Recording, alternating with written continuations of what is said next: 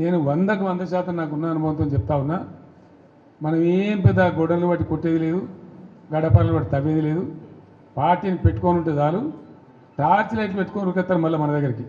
ఎక్కడికి పోతేరా నాయన అని చెప్పి అది ఆటోమేటిక్గా జరుగుతుంది. ఇవాళ రేపు ప్రజలు మునిపటి లెక్క గొర్రెల లెక్క లేరు. వీళ్ళన్నీ తీసేస్తున్నారు. యాదవుల గొర్రెలు తీసేస్తున్నారు. వాళ్ళు డిపాజిట్ కట్టలు డబ్బులు వాపసిస్తున్నారు. చేప పిల్లలు బంద్ పెట్టిండ్రు, ఫీజు రియంబర్స్మెంట్ బంద్ పెట్టిండ్రు.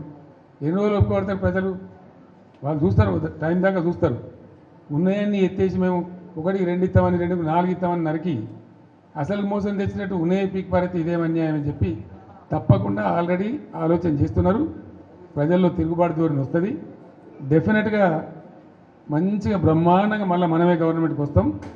ఇప్పుడు జరిగింది దారు ప్రజలకు ఏమైందంటే అక్కడక్కడ ఇప్పుడు వస్తున్న అనుభవాలు కఠినంగా ఉన్నాయి.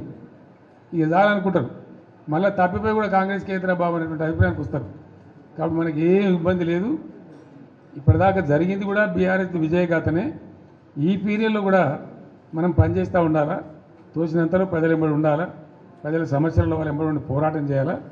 మీకు ఏదైనా మంచి చెడ్డ అయితే పార్టీ చూసుకుంటుంది, పార్టీ మీకు అండదండగా ఉంటుంది. మీరు ఇంత పెద్ద ఎత్తున లార్జ్ స్కేల్లో మహబూబాబాద్ నుంచి, కొంత మన మేడ్చల్ నుంచి, మన నల్గొండ జిల్లా నుంచి నాయకులందరూ వచ్చినారు. చాలా సంతోషం. ఇక ముందు ఏం చేస్తామంటే వారానికి 1-2 నియోజకవర్గాలు పిలుద్దామనుకుంటున్నాం. మీరు వట్టిగా మధ్యలో దీని రావడం కాకుండా ఇక్కడనే మంచిగా మనకు భోజనశాల కూడా ఉంది. మీకు ముందే వస్తే చెప్పి వస్తే ఏమైందంటే 1000 మంది వచ్చిన బాధ లేకుండా ఇక్కడ మంచిగా భోజనాలు ఏర్పాటు చేస్తాం. మనం కాసేపు మంచిగా మాట్లాడుకోవచ్చు. అది నియోజకవర్గాల డేట్లు మేము త్వరలో ప్రకటిస్తాం. ఆ ప్రకారం వచ్చినట్టయితే కాన్స్టిట్యున్సీ బై కాన్స్టిట్యున్సీ ఈజీ ఉంటుంది. ఒకసారి ప్రజా జీవితంలో పబ్లిక్ లైఫ్లో ఉంటామని నిర్ణయించుకున్న తర్వాత ప్రజలు ఏ పాత్ర ఇస్తే ఆ పాత్రలో పనిచేస్తూనే ఉండాలి. అది రాజకీయ నాయకుని యొక్క, రాజకీయ కార్యకర్త యొక్క లక్షణం అయి ఉండాలి. అదే నిజమైన రాజకీయం. లేకపోతే రాజకీయాలకు ప్రజా జీవితానికి అసలు అర్థం లేదు, లక్ష్యం కూడా లేదు. అది గుడ్డెద్దు చేనులో పడి మేసినట్టుగా ఉంటుంది. ఇది ఒక నిరంతర ప్రక్రియ. ఈ ప్రక్రియను ఒకసారి మనం ఈ జీవితాన్ని ఎంచుకున్న తర్వాత నేను రాజకీయాలలో ఉండాలి, నేను ప్రజా జీవితంలో ఉండాలి అని ఒకసారి అనుకున్న తర్వాత నిరంతరం పనిచేస్తూనే ఉండాలి. మేము అధికారంలో ఉంటేనే లెక్క, మాకు పవర్ ఉంటేనే లెక్క. అందుకోసం మీ అందరికీ నేను మనవి చేసేది ఏంటంటే మన పిఆర్ఎస్ పార్టీది ఒక ఉజ్వలమైన ప్రస్థానం. మనది విజయగాథ, అపజయగాథ కాదు. ఇవ్వడున్నారండి 2000 సంవత్సరంలో తెలంగాణకు మర్చిపోయినాం కదా మనం అందరం కూడా. ఎక్కడ తెలంగాణ, ఏం తెలంగాణ? నన్నే అన్నారు చాలామంది, తెలంగాణ పోదాం రాదంటే క్యా దుకాణంలాగా సాబ్ అని మాట్లాడింది. అంత దారుణంగా మర్చిపోయింది. కంప్లీట్ బానిసలం అయిపోయినాం కదా ఆ రోజు. మన భాషను మాట్లాడడానికే భయపడ్డ రోజులు అది.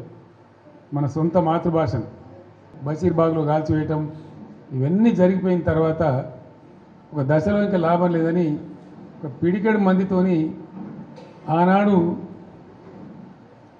చంద్రబాబు నాయుడు ప్రభుత్వం ఉండే రాష్ట్రంలో అతని చేతిలో 29 మంది ఎంపీలు, 185 ఎమ్మెల్యేలతో గెలిచిండు. 20 ఏళ్ళు రాజ్యంలో ఉంటా అంటాడు. పేపర్లు, మీడియా అంతా ఆయన చేతుల, సినిమా పరిశ్రమ వాళ్ళ చేతుల, మొత్తం పరిశ్రమలు వాళ్ళ చేతుల. వాళ్ళు గీసిందే గీత, వాళ్ళు రాసిందే రాత. ఆనాడు నేను తెలంగాణ రాజకీయం మొదలుపెట్టిన. ఎంత ధైర్యం కావాలా? చిన్న విషయమేనా? ఆ రోజు మొదలుపెట్టి కొట్లాడితే అద్భుతమైన విజయాన్ని సాధించి మనం తెలంగాణ సాధించుకున్నాం. తదనంతరం 10 ఇయర్స్ కూడా ఉజ్వలమైన పరిపాలన చేసినాం. మనం ఏ ఒక్కరిని వదిలిపెట్టలే. సరే, ఓట్లు వచ్చుడు రాకపోవడం పక్కన పెట్టండి. ఓట్లు మనకు మొత్తమే రాలేదని కాదు. మనం 39 ఎమ్మెల్యేలు గెలిచినాం. తర్వాత 1.8%తో మనకు ఓటమి వచ్చింది.